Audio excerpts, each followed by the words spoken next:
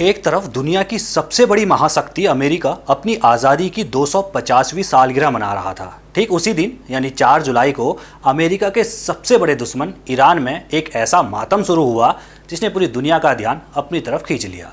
Iran के पूर्व supreme leader Ayatollah Ali Khamenei की अंतिम विदाई का काउंटडाउन शुरू हो चुका है, जिसमें करीब 3 करोड़ लोगों के शामिल होने का अनुमान है।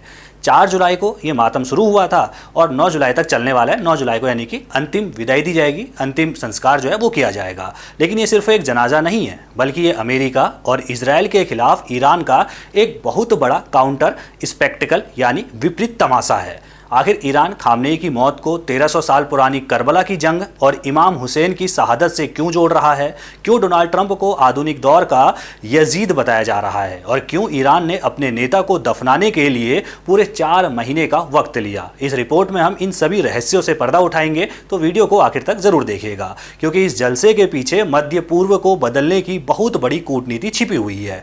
कहते हैं ना कि इतिहास खुद को दोहराता है, लेकिन यहाँ ईरान इतिहास को एक हथियार की तरह इस्तेमाल कर रहा है। खामेनेई का अंतिम संस्कार वैसे तो 4 मार्च को होना था, लेकिन जंग के हालातों की वजह से इसे टालना पड़ा था। अब जुलाई में महाआयोजन हो रहा है। 4 जुलाई को यह आयोजन शुरू हुआ। 5 जुलाई को तेहरान में अंतिम दर्शन के बाद आज यानी 6 जुलाई को तेहरान में ऐतिहासिक मातम जुलूस निकाला गया। इसके बाद एक बड़े धार्मिक चक्र का सफर शुरू हुआ। शव को शिया इस्लाम के बड़े केंद्र कौम में ले जाया जाएगा। फिर वहां से सरहद पार इराक के 2 सबसे पवित्र शहरों नजफ और करबला ले जाया जाएगा। और आखिर में 9 जुलाई को खामनेई को उनके जन्म स्थल मशहद में दफन किया जाएगा, जहां शियाओं के 8वें इमाम रजा का मकबरा है।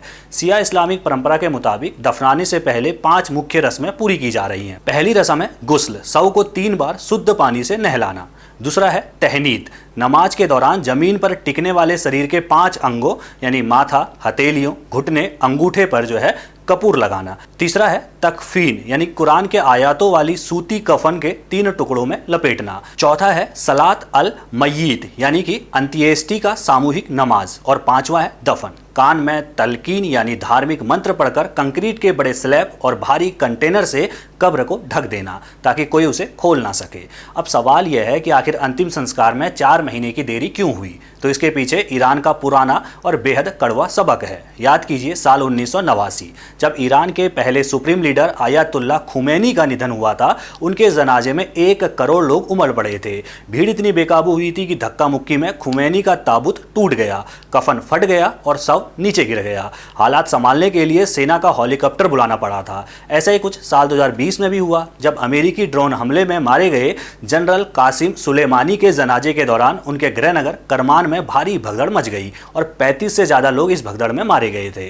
ईरान इस बार कोई रिस्क नहीं लेना चाहता था। खामनेई के इस जनाजे की सुरक्षा और व्यवस्था को चाक चौबंद करने के लिए ही ईरान ने पूरे 4 महीने का लंबा वक्त लिया, ताकि इतिहास की वो गलतियां दोबारा ना दोहराई जाए। और एक वजह यह भी है कि ईरान जो है मार्च से लगातार, आप देखिए वैसे 28 फरवरी से ही लगातार जो है वो युद्ध में उलझा हुआ था। तो भाई जब युद्ध खत्म हुआ उसके बाद अब ये जो है जुलूस निकाला जा रहा है। अब जरा गहराई से समझिए कि शिया मुसलमानों में मातम और शहादत इतनी अहम क्यों है। इसकी जड़ें जाती हैं सन 632 ईस्वी में, जब पैगंबर मोहम्मद के दुनिया से रुखसत होने के बाद उनके अनुयायी 2 धड़ों में बट गए थे।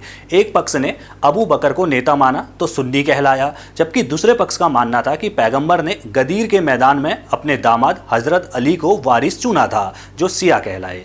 आगे चलकर सन 680 ईस्वी में इतिहास का वो सबसे दर्दनाक मोड़ आया जिसे हम करबला की जंग के नाम से जानते हैं, जहां अत्याचारी शासक यजीद की फौज ने पैगंबर के नवासे इमाम हुसैन और उनके 72 साथियों को भूखा प्यासा शहीद कर दिया था।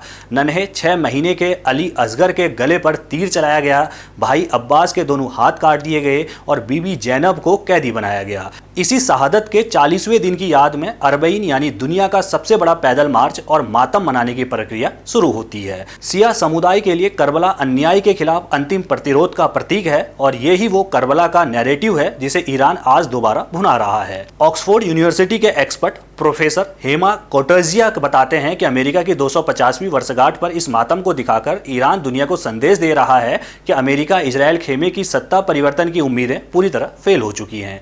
विश्लेषक मानते हैं कि ईरान डोनाल्ड ट्रंप को आधुनिक यजीद की तरह पेश कर रहा है, जिसने एक धार्मिक राजनीतिक नेता की हत्या करवाई।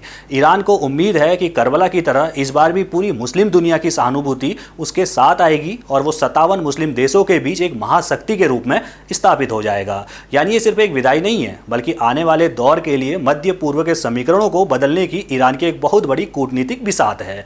आपको क्या लगता है, क्या ईरान का यह प्रतीकात्मक दाव अमेरिका और इजरायल पर भारी पड़ेगा?